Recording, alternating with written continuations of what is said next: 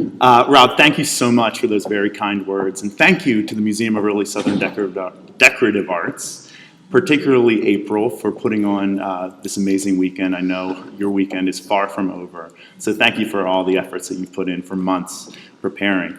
Like Rob said, my fascination with stoneware is really a lifelong fascination. That's about a 30-year-old picture of me enjoying the company of an Alexandria, Virginia stoneware pot. And it's really this lifelong fascination, fondness, and really passion that was instilled in me at a young age, just exposure to stoneware at a very, very young age. And really that fascination first began with the use for stoneware, that it was this heavy-duty ware made to be functional, kicked around, reused, filled over and over again for the storage, consumption, and processing of foods. And it really kind of meshed well with a household with 3 young boys running around. That was a very approachable antique that we were encouraged to interact with. We weren't told, don't look at that, don't touch that, don't pick that up. We were, at a very young age, could interact with stoneware because it was so sturdy, so utilitarian. These pieces were all made at the David Parr shop in Baltimore. So you can get an idea of the breadth of wares made at any potter's shop, but especially a very prolific pottery like the Parr shop in Baltimore. And really the heavy-duty nature of stoneware was legendary in American culture. And in my research, I've come up with, these aren't just, and I love lecturing. When I lecture, I love mentioning these anecdotes. These aren't the only 2 references I've seen to stoneware being used as a weapon in 19th century America. The first one actually was used as a murder weapon. You can see fratricide. A brother came home and his brother was abusing his own wife. And so this man decided to intervene. And so the abusive husband drew a knife. And the hero in our story drew a stone pitcher. And guess which one won the day? The stone pitcher. It killed the man and saved the wife from further abuse. And the other one, the spunky wife, also used a stone pitcher, also left not a mortal wound, but close to mortal wound. But the interesting thing about stoneware to me was learning that in addition to being this really heavy-duty, tough, utilitarian vessel, it was also made beautiful by potters. It was intentionally created to be an object of beauty within the home. And that when you understand, you can see these pots here, just beautiful forms, beautiful decorations, and I'll really get into detail what the Baltimore potters were doing in their heyday of production of 1812 to 1838. But you can see when you understand stoneware as an art form, then you start to really begin to appreciate things like artistic inspiration and innovation, and especially artistic influence. And really, what I'm going to be focusing on today is the influence of Baltimore stoneware potters. And it really hasn't been discussed in length before. A lot of my research and my lectures have been to really try to catalog what was made in the city, who worked here principally, because it's been such a neglected field of stoneware research. But the influence of Baltimore really can't be understated. The kind of more research I do and more I really think about Baltimore stoneware potters, the more I'm floored with, again, you can't understate the influence of Baltimore as a center for stoneware production. But the problem was this, growing up in the 1980s into the 1990s, what people understood to be Baltimore stoneware was really the picture on the left, this example, and it bears a maker's mark of P. Herm in Baltimore. And that was Peter Herman. He potted in Baltimore. He worked from the 1850s until really the end of the century. And my father likes to call him the Rodney Dangerfield of potters, because he doesn't get a whole lot of respect, and he was a very hard luck case. So he was always kind of scrimping on his materials, watering down his cobalt oxide, making his decorations smaller and smaller as the century progressed. But unfortunately, he's the poster child for Baltimore stoneware, or he has been, because he was the only potter who signed his ware with any great frequency. So when somebody says, I collect Baltimore stoneware, you kind of think, oh, you collect Peter Herman? It's kind of weird. Like, that's what you think, like back in the 1980s. And really, what I would argue, and what I'm trying to argue, is that on the right, the potter who made the pot on the right is a much more worthy poster child for Baltimore stoneware, and that is David Parr. And back in the day, people would see that pot and think, oh, that was probably made in Pennsylvania. Occasionally they'd be like, oh, maybe it was made in Virginia. I've seen decorations like that on Virginia stoneware. Occasionally they'd say, that's a mid-Atlantic pot, which kind of includes Baltimore. But they would never really specifically say, that's a Baltimore pot. And the reason is this: there was a big problem, and that was signed examples were so few and far between. The David Parr pottery, there's only 3 pieces known bearing a maker's mark. And that's all from the Parr and Berlin partnership of David Parr and James Berlin from his very earliest phases. So it wasn't even when he developed his signature style yet.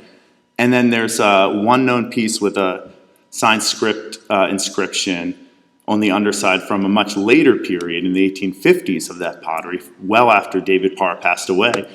So, just that pottery in particular, but all the major potteries, there's a comparatively small body of work to really go on. And so Baltimore really didn't get the recognition it deserves. And so I've really, in the last 15 years or so in my research, have really been trying to reconstruct Baltimore stoneware's potting history in general and just show the large body of work that was made there. But then now the second phase is to really reconstruct the influence of these potters in Baltimore.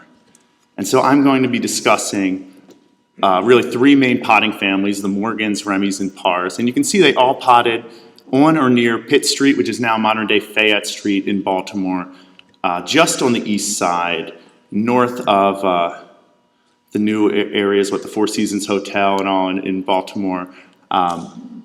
But they were very close to each other, and you can see because of that proximity influenced each other greatly. And so the blue dot on the left is Thomas Morgan, and he gets credit for being Baltimore's first stoneware potter. There he is, maybe towards the end of his potting career in Baltimore on the right. That portrait is in the collection of the Maryland Historical Society. And examples, there actually are a couple of pieces known bearing a maker's mark from the 1820s or 30s from Morgan, but plain examples, not of his typical work.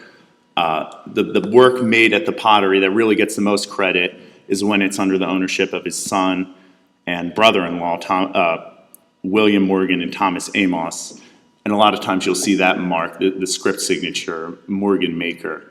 But anyway, Thomas Morgan was the first stoneware potter in Baltimore. He gets credit as that because he was the one who established the first pottery in Baltimore as a part of a partnership, but he was the only one with longevity at that partnership. He was actually partners with some relatives, his brother Joel Morgan, and then his cousin Peter Perrine. And so you can see this piece is actually, it had descended in the Perrine family. It has the initials PP for Peter Perrine. It's the earliest dated example of Baltimore stoneware. Baltimore stoneware from that earliest period of 1795 up until the start of the War of 1812 is few and far between. We really know what was made there from archaeological evidence, and a few pieces, particularly those that descended in the Perrine family. But you can see the type of stoneware then that was made in the first potteries in Baltimore. It was a Quaker-style stoneware. It is an emphasis on simple forms, tooled adornation of lines. You can see those 3 bands of combing on the bottom midsection and towards the top. And then often with an iron oxide dip, as Mark Hewitt said, ferruginous dip, I think was the fancy term that I've never used before, but like a rust solution dip. And it's a very cheap way to decorate pottery. And they formed just a function. They served a function, this type of stoneware in Baltimore, of providing cheap local ware that was just functional. It wasn't anything beautiful, it was simply functional. And so you can see this ad. Thomas Morgan was great at marketing 2 needs. So he mentions that he has 12 to 15 gross of an excellent quality of stone jugs. And so I'm sure I can picture him at the wheel thinking, what can I market that to? And he's like, I know cider. So he advertises promoting it to lovers of good cider. This is in 1809. And it might have been a jug like this. I've seen these advertised as porter bottles or pint or quart jugs. This was made in Baltimore about 1810. And the same style of Quaker stoneware, English-style stoneware, simple forms, iron oxide dip. These are some of the only intact pieces we know from this period of early Baltimore stoneware, pre-War of 1812, and it's all this Quaker style, simple forms. Poorly fired, I will mention too. This picture on the right-hand side was excavated across the street from the Morgan Pottery in Baltimore. And you can see that actually has cobalt oxide, but it was fired so poorly, it really didn't turn out well. The salt glaze is minimal. I'm not even sure if it got up to complete temperature because it's kind of a chalky consistency where the handle is missing on the reverse. So it's, again, this very functional, locally made stoneware. And during this period, there was kind of a dichotomy of market forces in Baltimore. On the one hand, you had local potters making stoneware, serving a purpose. On the other hand, you had merchants bringing in New England stoneware to Baltimore. And so you can see, I want to hit the right button and not the wrong button. You can see right here, it says WM will still keep a supply of stone and earthenware from the factories in Hartford, Connecticut. And so this is an ad by William Myers. He was a China merchant in Baltimore. He purchased a stoneware manufactory. He kept James Johnson, who was a local potter of the Quaker tradition, on board to make stoneware, and he was proud of that. But he also said that he was bringing in Hartford, Connecticut stoneware. So there were two options based on how much you wanted to spend for stoneware. You could buy the cheap, kind of functional, not very attractive stoneware, or you could buy stoneware that was made by real skilled craftsmen, like this example that was made by Chester Webster. It's in the Mariner Gallery across the street. That was just fired perfectly, decorated skillfully, formed masterfully as well. And really, the start of the War of 1812 changed everything with Baltimore stoneware. And that was because William Myers he was a very successful China merchant in Baltimore. Like I said, he had already purchased the Baltimore stoneware manufactory. But what changed was, because he was no longer able to fill his shop with fine European china because of trade embargoes and the blockade of the Chesapeake. He was no longer able, I'm sure it was much more difficult to bring New England wares down to Baltimore to sell. So he was trying to find a way to make money, and really I think his best asset was the Baltimore stoneware manufactory.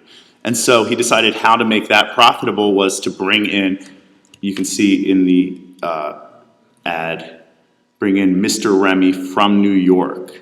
And we know that's Henry Remy from New York. And a lot of ads describe him as late of New York. And really those 4 words, I think, carried a ton of weight to consumers of stoneware. They understood that somebody from New York carried a skill level that was far greater than any other place. New York, I often describe as the Garden of Eden of American stoneware production, high-quality stoneware production. They were making high-quality stoneware before anyone in the United States. Beginning in the 1730s, the Crolius and Remy family brought a Germanic style to the United States that they began producing, and potters who learned in New York spread out from there to New Jersey, to the whole Northeast, and replicated the style of high-quality stoneware.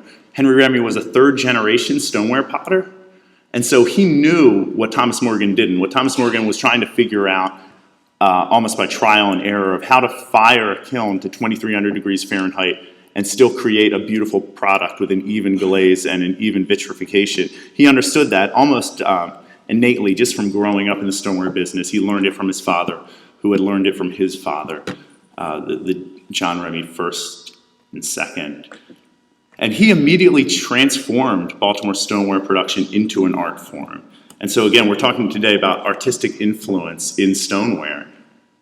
His influence he was bringing this style to Baltimore, and this ad just mentions that Henry Remy was an insolvent debtor in 1811 in New York. He was the superintendent of city scavengers or trash collectors, and maybe embezzled funds, maybe just misplaced funds, but he was a public disgrace. And so he needed a fresh start. So he came to Baltimore. He brought his wife, he brought his sons, who would be influential potters, but he also brought a style of stoneware to Baltimore that transformed it. And within a decade, all of these pieces within a decade of his arrival were made in Baltimore. So you can see just night and day from that early Quaker style that was made by his predecessors in Baltimore.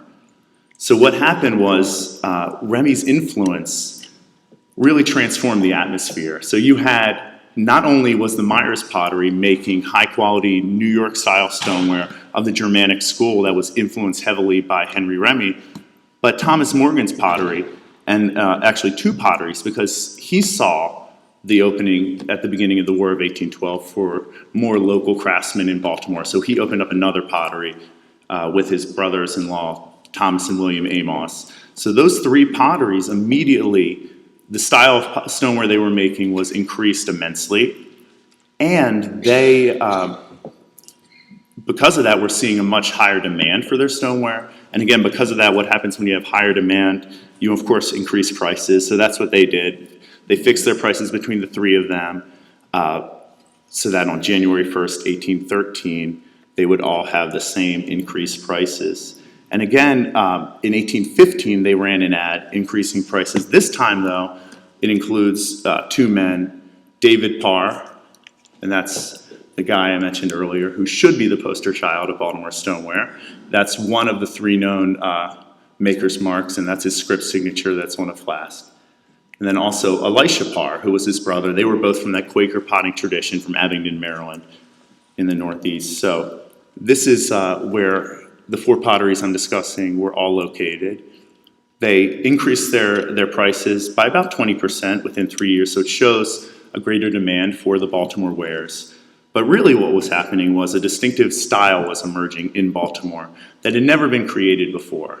And so that's what I really think Baltimore needs to get credit for, the influence of the style of stoneware that many people who focus on stoneware from Maryland, from Virginia, from Pennsylvania, really understand as stoneware was really made in Baltimore in this atmosphere, beginning with the War of 1812. So first of all, it's a beautiful clay in Baltimore, beautiful local clay, and I won't get into in depth, but you can see just well-fired example from Baltimore in the middle, and then well-fired northeastern examples surrounding it. You can just see how Baltimore clay is just must have been an exciting medium for Henry Remy when he came to Baltimore. Distinctive forms, it's interesting that you can see the influence of both Germanic forms from Manhattan that Henry Remy brought with him. So there's a Manhattan jar on the left, and a jar made at Baltimore's first manufactory, the Morgan pottery, on the right. And he brought that same Manhattan form, but also the Morgan pottery was still using English-style Quaker forms. And often, this is just an example of kind of the pidgin language of pots that occurred in Baltimore, of like blending of English forms with maybe Germanic handles on the right, or Germanic form with English handles in the center. So it's really just a blending of ideas, an absorption of ideas, and influence starting with Remy, but then all potters influence each other. And really what I'm going to spend so much time focusing on is this style of brushed floral decoration, which began in Baltimore during this period. It's crazy to say that because so much of stoneware that we collect made throughout the country has these abstract, heavy-handed, thick, brushed floral decorations. But it began in this atmosphere of influence between Quaker potters and Henry Remy, an explosion of productivity, an explosion of desirability. And really, at the center of it was the Parr brothers, Elisha and David Parr, particularly David Parr, and then Henry Remy. You can see at first Henry Remy experimented with brushed floral decorations, but they're a little more delicate, much like early Germanic decorations. But quickly, by the 1820s, when the pottery was owned by Henry Myers, it was these large, heavy-handed, thick, brushed floral decorations that really reacted well with the canvas of that pure gray Baltimore clay to create a very, very beautiful vessel. And you can see Henry Myers, H. Myers marked stoneware made by Henry Remy, is gorgeous. And you find pots over and over again bearing that maker's mark, which we didn't know where that was made 15 years ago. until research determined this was Henry Remy made stoneware. But just beautiful cobalt oxide on a beautiful clay body with this abstract brushed floral decoration. And when you think about influence then, Henry Remy not only influenced the Baltimore craft when he arrived, but his style that he developed at the Myers Pottery in Baltimore was really copied widely and influenced so many other potteries, but particularly Eastern Pennsylvania potteries that began in Philadelphia, and that was through his son, Henry Harrison Remy. Henry Harrison took the style that Henry Remy Sr. developed and pioneered in Baltimore and took that to Philadelphia beginning in 1827. And especially you can see these pots are almost verbatim copies of what his father developed and created in Baltimore in the 1820s. But it wasn't his only son. Henry Harrison wasn't Henry's only son who copied that style. So you can see these three jars. And if you can read the print, you have 1820s, 1830s, and 1840s, but all with this style, this heavy-handed brush floral decoration that began at the Myers Pottery in Baltimore that was started by Henry Remy. And the one on the left was made by Henry Remy and Myers Pottery. In the center is Henry Harrison. Then on the right is another son, Edward Remy, who never really, there was not much research conducted on him. He shows up for decades in the Baltimore city directory. And so I was wondering, I was like, I bet Edward Remy did something. I mean, he was here for 30 years. He was in the Perrine workbooks from the 1840s through the 1860s. I was analyzing the decorations and seeing very close similarities to the Myers pottery. And so, you don't want to get too caught up in weeds with your research and with your cockamamie ideas about, I think Edward Remy decorated all of Perrine's pots. But, I went into thankfully the Perrine workbooks are in the Maryland Historical Society. So one day I went and just looked at all the entries for Edward Remy and found one entry where he was paid for bluing. So he was the decorator for the Perrine pottery in the 1840s to the 1860s and was really making a verbatim copy of the type of stoneware, the style of stoneware, the style of decoration that Henry Remy Sr. started in Baltimore in the teens and 20s. And again, you talk about influence. The Parr brothers were extremely influential. And these are examples of their type of decoration that they developed in Baltimore, this abstract tulip decoration. Both of them were very similar decorators. David was a much more successful businessman, so his influence was greater. But both Parrs really influenced, especially the whole state of Virginia. Their stoneware production was very much influenced by the Parr brothers. First of all, because the Parrs really targeted Virginia with their marketing of their wares. So here's an example of a shipping invoice from 1831. David Parr sending 2 crates of stoneware down to Norfolk, Virginia. But you also find in advertisements the Parr influence. In 1826, the advertisement on the left mentions that this merchant is agent for Elisha Parr of Baltimore in Fredericksburg, Virginia, which is very interesting. And you also see then on the right, that's an ad from John Swan in 1819 in Alexandria, where he's comparing his prices to that of Baltimore stoneware. And there's one reason for that. That's because that was his main competition on the shelves of merchants in Alexandria was Baltimore stoneware. But particularly, I think it was Parr stoneware because so much of the style of Alexandria stoneware was what was created by the Parrs in their factories a decade or so earlier. You can see the jar on the left is a verbatim copy of a David Parr or Elisha Parr jar from Baltimore from the late 18-teens or 1820s. This was made in Alexandria a decade or so earlier. That might have been actually made by a Parr-trained potter. The one in the center is almost certainly just an amateur copy of something that was that the potter was looking at. He was trying to copy the Parr tulip decoration. And then the one on the right is interesting, and that was almost certainly made by James Shinnick. We can track his decoration because he was so prolific. He moved around, and he's really the one constant where a decoration repeats in Alexandria, at the Shinnick Partnership in Mount Crawford, Virginia, in Strasburg, Virginia. You can see his fingerprints all over that. And he was a David Parr apprentice, so he brought his knowledge that he learned firsthand from David Parr to Virginia and really shaped the stoneware industry there. You also see par copies on Washington, D.C. stoneware. And I think these are they're just copies. They aren't made by a par trained potter. But it's because the par stoneware is so ubiquitous in Virginia, Maryland, and the surrounding areas that was really the standard of what potters were copying. And then, of course, Richmond, Virginia, with David Parr Jr., who was the nephew of David and Elisha Parr. When his father passed away when he was a child, he learned the potting trade from his uncles and brought that style when he came to Richmond in 1850. And actually, the water cooler on the left, I've never found a signed David Parr Jr. example from Baltimore. He bought the Myers Pottery in 1838 and owned that till 1850, but I've never found a signed example. But the hand looks awfully similar. It's kind of weird to mince tulip decorations, but that tulip decoration, if you flip it on the end, looks very similar. Also, the form looks similar enough to me that I think maybe David Parr Jr. made that at his pottery in Baltimore before moving down to Richmond.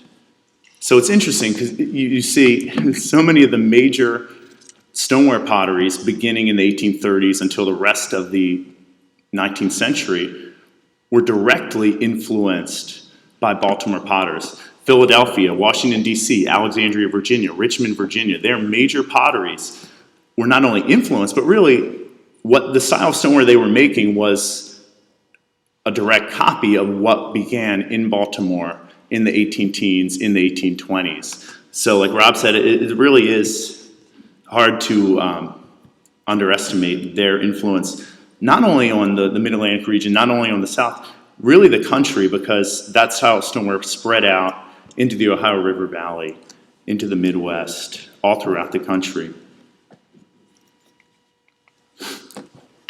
Also, a decorative style that really was popular in Baltimore in the 18-teens into the 1820s was slip trail decorations. And all of the major potters slip trailed, but the one who really popularized it or really used it as their main means of decoration was the Morgan pottery. And this piece is marked Morgan and Amos. That was under the partnership of William Morgan and Thomas Amos. And I think, though, Thomas Morgan might have been still the chief potter, chief decorator. He never left the pottery. It was financial reasons where he had to turn over the pottery to his son. And then I put Thomas Amos in parentheses because he was an absentee partner. He was already in Henrico County, Virginia, when this ad was printed in 1819 announcing that partnership. But like I said, they really favored slip-trailed floral decorations. And a lot of them are very similar. A lot of central flower heads with slip-trailed decorations emanating. Also, milk pans and butter crocks. That's actually a potty on the right that was excavated, I believe, in Baltimore. But milk pans and butter crocks, they seem to favor for more elaborate slip trail decoration. But again, you're talking about influence. It's very easy then to track the specific decorative style which was created at the Morgan Pottery in Baltimore to other potteries as well. First of all, at the Thomas Amos Pottery, they brought that style of slip trail floral decoration Thomas Amos did to the James River region of Virginia at the Richard Randolph Pottery. But also, a lot of times pots speak to us in ways that we're waiting for research to catch up to us. So I see this decoration, and we would always discuss, my brothers and I, early on, the similarities between what was done at the Morgan Pottery in Baltimore and then the slip-trailed floral decorations done in the Edgefield district of South Carolina 15, 20 years later after they were executed in Baltimore, and wondering what the connection was. And it turned out it took one pot to make the connection a lot more simple, and that is this churn, which Kate will talk about this afternoon in more detail. But the surfacing of this churn, the emergence of it, and the fact that it's signed by Thomas M. Chandler, maker, Baltimore, documents the fact that he worked in Baltimore. Nobody really knew that before. And then so he took, when he went to Edgefield District of South Carolina, he brought with him the knowledge of slip trail decorations. He might not have even ever worked at the Morgan Pottery, but he understood it so that when he encountered alkaline glazed stoneware and thought what would be a great way to decorate it, he started employing slip trail floral decorations in a very similar way to pots that he encountered in Baltimore at the Morgan Pottery. But this decoration is executed with incising and cobalt fill. And so that brings up really what the pinnacle of Baltimore stoneware produced in the 18 teens and 1820s is, and that is incised decoration. The canvas of that pure gray Baltimore clay just creates a beautiful medium for artistic expressions for potters wanting to make special examples for loved ones or special individuals. So Henry Remy really was at the forefront of that. He brought incised decoration to Baltimore.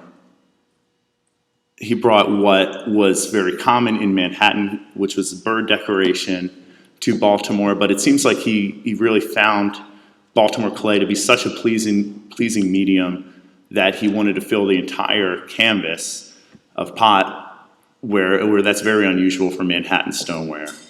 But also he would blend his typical brush decoration as well. You can see on the side there, that blurred a little bit. And that's an earlier example, so it's before he really developed his signature style. But these are some of the finest examples of stoneware you can find is incised stoneware made in Baltimore during this period. Again, more Remy examples. He often made different birds, but then sometimes he copied identical birds on different pots. And then that style, then he influenced the local potters, so especially the Morgan Pottery was influenced by Remy. And you can see a very similar approach to incised decoration, but also Morgan was a little finer in his incising. This incised vine, incised bird's nest, the sgraffito technique of actually carving into the cobalt to create the wing and the veins in the leaves. This is actually signed Morgan Maker. And this example in MESDA's collection, very similar techniques with the eyes, with the wings. And also the signature slip-trailed vine decoration that was created by the Morgans in the 18 teens. Again, a flower pot.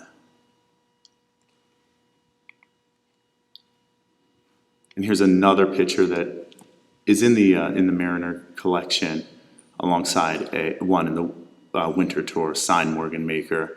But it's that signature central floral with vines emanating on either side that you see in their slip trail decoration that is copied in a finer incised decoration. But really that brings me to what I thought all along, which was the Baltimore stoneware in the 18 teens and 1820s, in my mind, is some of the finest stoneware ever produced. First for its, just the clay, the beautiful clay from Baltimore created, like I have been saying over and over again, such a pleasing medium for stoneware, especially when it reacts with cobalt oxide. But also the innovation that began in Baltimore during this period is really just an exciting time for American stoneware. And I felt like Baltimore stoneware, I beat that drum over and over again, that Baltimore stoneware from that period is best stoneware in America, best stoneware in America. And this cooler surfaced last year. We sold it last fall at our auction, and actually it set the record for American stoneware. So that was gratifying that Baltimore stoneware reached that zenith. But you can just see Henry Remy, even though it's unsigned, his signature brush floral decoration, and very lavish incised Federal Eagle, that Germanic form that he brought from Manhattan, and that beautiful gray clay from Baltimore. It really embodies, I think, the pinnacle of what could have been accomplished at Baltimore at that time. Thank you all very much.